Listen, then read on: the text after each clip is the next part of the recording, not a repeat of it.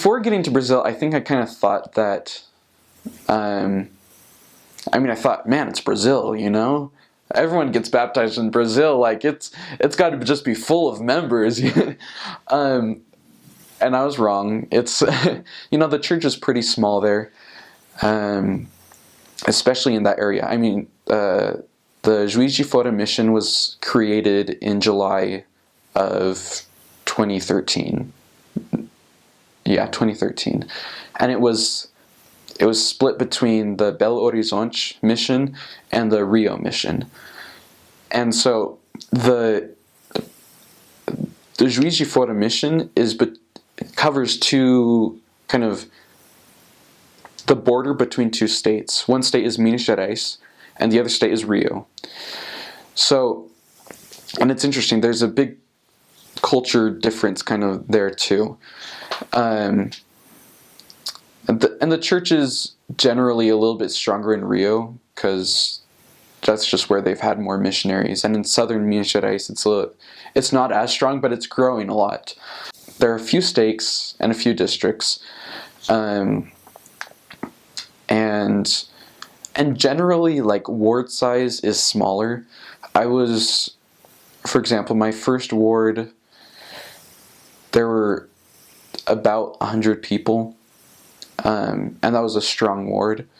Well, later in my mission, I was also in a branch that, one Sunday we had 120 people.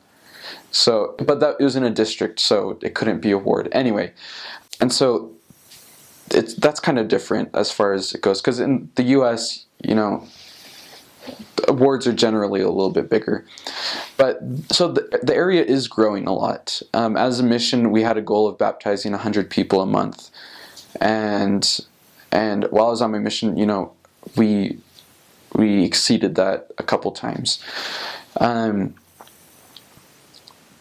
But the members are really, really strong. They want to help.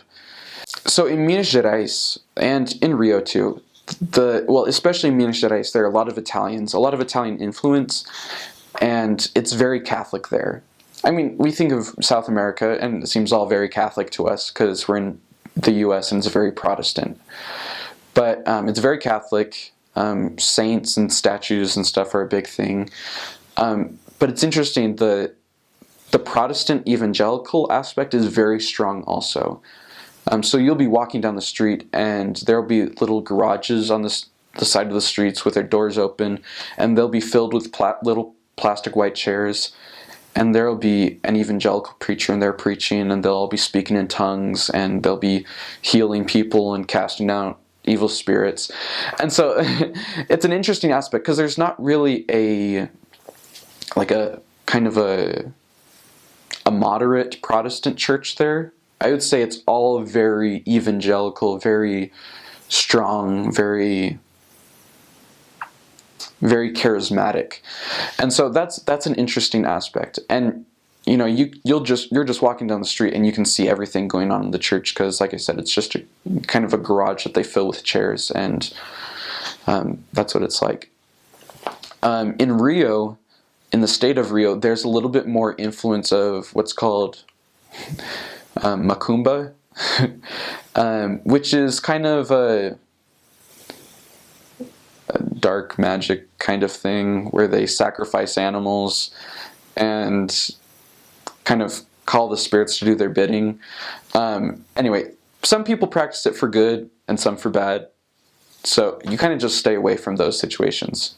One example is when I was walking down the street one day, not just one day, it was there for about a month. On the corner of the street, there were about 6 wicker baskets, and each one had a hen in it with its neck cut. And there was blood running down the street, and there were flowers all over the place, and wine bottles. Sorry to get gruesome, but that's kind of what it was. And the smell was awful, because people are scared of it, because they don't want to mess with the spirits.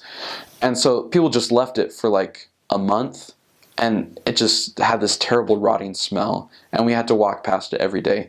So that's just one interesting aspect. But not a lot of people practice that. It's a little bit more prevalent in Rio, I'd say, in the state of Rio.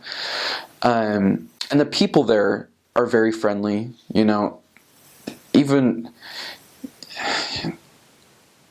I think it's a very different culture. You know, you're walking down the street and you knock on a door. Well, you clap in front of a door, and someone comes out and they offer you water. You know, immediately. You know, oh man, it's hot out here. You want some water?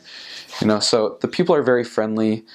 So I went to the MTC August of 2013, and then I came home right at the end of July 2015. And so in West Virginia, I was in the Provo MTC, then I served in Parkersburg, West Virginia, then Vienna, West Virginia, which were in the same ward. And then I served for 5 weeks in Roanoke, West Virginia, in the Cave Spring area. And then I went down to the Brazil MTC. And then when I got to Brazil, I served in the Ala Manchester, the Manchester ward. And then, so that was right in Juiz de Fora. Then I went down to Rio, to a city called Barra do Piraí. And that was a small branch of about 20 to 30 people.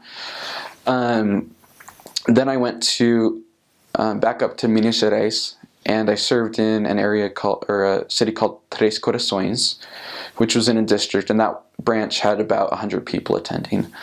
Yeah, and then I went next to a city called Uba, which was another branch in a district, and it had about 60 people, I'm thinking, and that one was that branch was growing a lot, baptizing a lot of people every month.